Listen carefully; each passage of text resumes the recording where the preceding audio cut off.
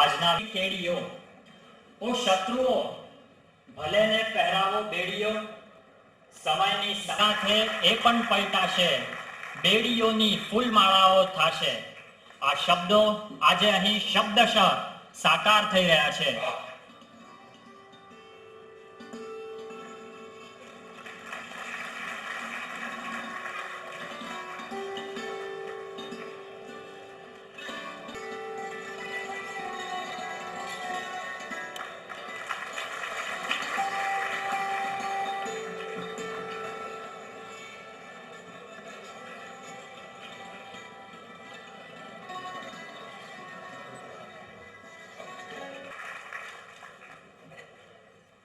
Boss સ્વામીજીનું સ્વાગત સત્યેનભાઈ કુલાબકર કે જેઓ સમન્વયના પ્રમુખ છે તેઓ કરશે.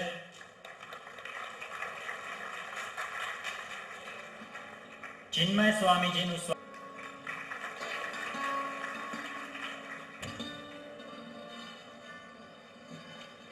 આજના આપણા લેખક અને મુખ્ય વક્તા નો પરિચય, જેમની રણમાં ખીલ્યું ગુલાબ કોલમથી ગુજરાતના અસંખ્ય વાચકોની રવિવારની સવાર ગુલાબી થાય છે અને ડોક્ટરની ડાયરીમાં કલમના સ્ટેથોસ્કોપ વડે વાચક હૃદયના ધબકાર ઝીલાય છે એવા ડોક્ટર શરદ ઠાકરનો પરિચય ઝી ગુજરાતી પર પ્રસારિત થતી સિરિયલ ડોક્ટરની ડાયરી માટે બેસ્ટ રાઇટર તરીકેનો ટ્રાન્સ મીડિયા એવોર્ડ પણ એમને એનાયત થયો છે. તેઓ અપંગ બહેનોની સંસ્થા Manthan, polio foundation Raipur, kidney institute Ahmedabad, કુષ્ઠ રોગીઓ માટેની સંસ્થા સહયોગ, આ બધી સામાજિક સંસ્થાઓ સાથે સંકળાયેલા છે અને લેખો દ્વારા લાખો રૂપિયાનું ફંડ મેળવવા તેઓ નિમિત્ત બન્યા છે. તેમણે અત્યાર સુધી જીવનમાં નિરાશ થયેલી 10 વ્યક્તિઓને આત્મહત્યામાંથી ઉગારી લીધી છે. ગુંડા તત્વોની ચંગુલમાં ફસાયેલી હેતા નામની યુવતીને છોડાવવાનું પુણ્ય કાર્ય એમના હાથે થયું છે. 2.5 વર્ષની બાળકી અદિતિ કે જેને થેલેસીમિયા મેજરની બીમારી હતી, તેની સારવાર માટે જરૂરી 12 લાખ રૂપિયા તેમના એક જ લેખ દ્વારા માત્ર 7 દિવસમાં એકત્રિત થઈ શક્યા હતા. તેમની કલમ પ્રેમની વ્યથા કથા લખી શકે છે તો પરાક્રમની ગાથાઓ પણ આલેખી શકે છે. અત્યાર સુધી તેમના 24 પુસ્તકો પ્રકાશિત થઈ ચૂક્યા છે અને સિંહ પુરુષ કે જે તેમનું 25મું સિલ્વર જ્યુબિલી પુસ્તક છે તે પ્રકાશિત થવા જઈ રહ્યું છે. ત્યારે આ પ્રસંગની યાદગીરી રૂપે તથા સાહિત્ય સેવાના માધ્યમથી તેમણે જે રાષ્ટ્ર સેવા, સમાજ સેવા કરી છે,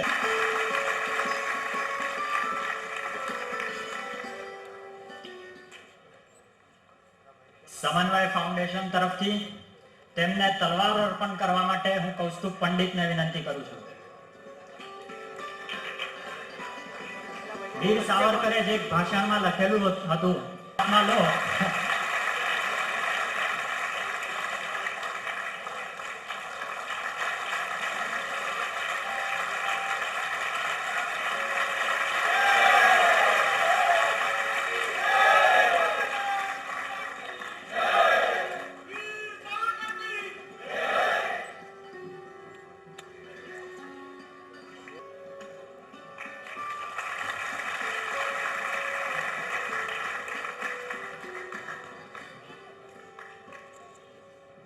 મિત્રો, હિન્દુત્વનું જે વ્રત છે એ અગ્નિ જેવું છે. જેટલું દિવ્ય છે એટલું જ દાહક પણ છે. પવનની પૂઠ પ્રમાણે પવન પ્રમાણે પૂઠ ફેરવતા રાજકારણીઓ કે જેઓ ક્યારેક ઝંડાની સાથે अजेंडापूर्वक निभाया, आज उनकी पर्वतीय पीढ़ी के तेजस्वी प्रतिनिधि है. वीर सावरकर के अखंड हिंदू राष्ट्र के संबंधित विचारों का आपने जीवन भर प्रतिपादन किया. सत्ता और सिंहासन के लिए विचारधारा को तिलांजलि देने वाले पक्षांतर और लक्षांतर के युग में रहते हुए भी आप वीर गंभीरता से अपने अपनाए हुए मार्ग पर चलते रहे. राष्ट्र और हिंदू समाज के हितों की बलि देकर आपने कभी भी समझौता नहीं किया। फिर वह यूकारिस्टिक कांग्रेस और पोप के विरोध में किया गया संघर्ष हो, शिमला करार का विरोध हो, वंदे मातरम के सम्मान का प्रश्न हो, या फिर वह शिव जयंती की शोभा यात्रा का अधिकार, अंध संगठनों ने संघर्ष पथ से हटने पर भी आप अंत तक उस पर जमे रहे। वीर सावरकर प्रतिमा स्थल के विषय में वडोदरा में आयोजित क्रांति यात्रा का नेतृत्व आप ही ने किया था। युवा अवस्था से लेकर वर्तमान वृद्धावस्था में शरीर व्याधिग्रस्त होते हुए भी आप हिंदुत्व और देश हित के लिए संघर्ष का ध्वज लिए सक्रिय है और सही मायने में संघर्ष पुरुष बन गए हैं। आपकी इस संघर्ष यात्रा में आपकी धर्मपत्नी अखंड सौभाग्यवती स्वामिनीताई और पूरा परिवार निष्ठापूर्वक आपका साथ निभाता रहा है।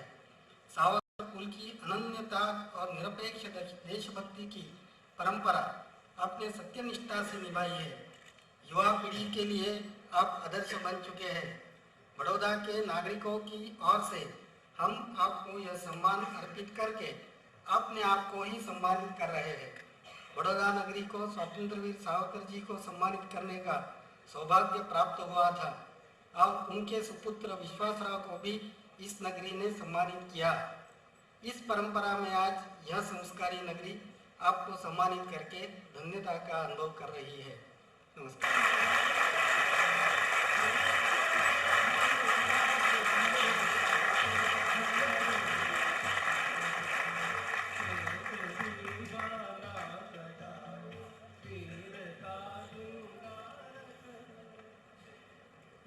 તેમને હું તલવાર અર્પિત કરવા માટે ઉપેન્દ્રભાઈ અરગડિયાને વિનંતી કરું છું।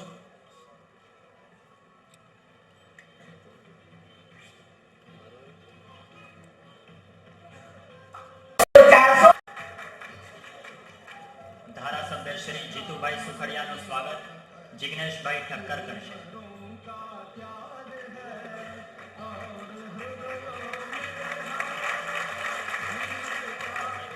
કિસાન મોરચાના પ્રદેશ અધ્યક્ષ સતીશભાઈ પટેલનું સ્વાગત સોહિલભાઈ ગોડિયા કરશે।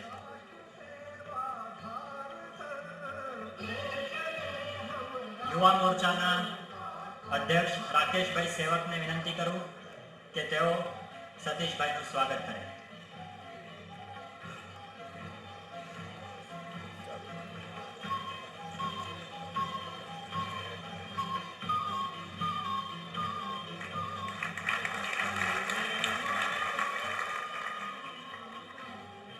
અહીં વિડીયોગ્રાફી કરવા માટે ખાસ અમદાવાદથી પધારેલા ઇલેશભાઈનું સ્વાગત હિરેનભાઈ શાહ કરશે।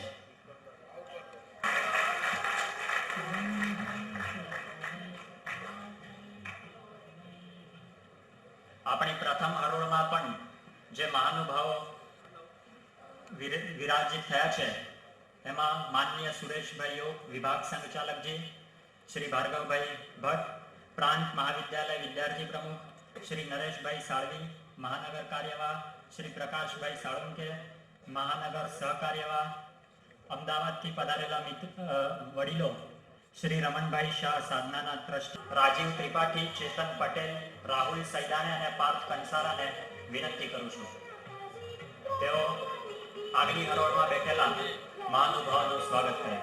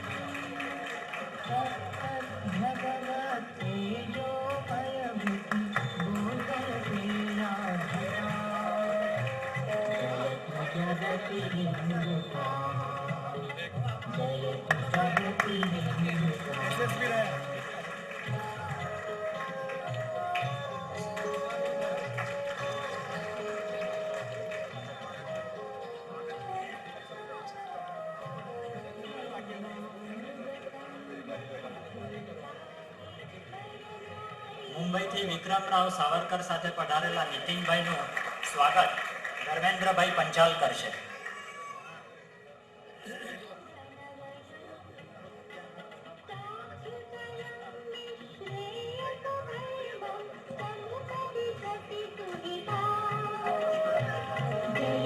जगति हिंदुस्तान, जय जगति हिंदुस्तान.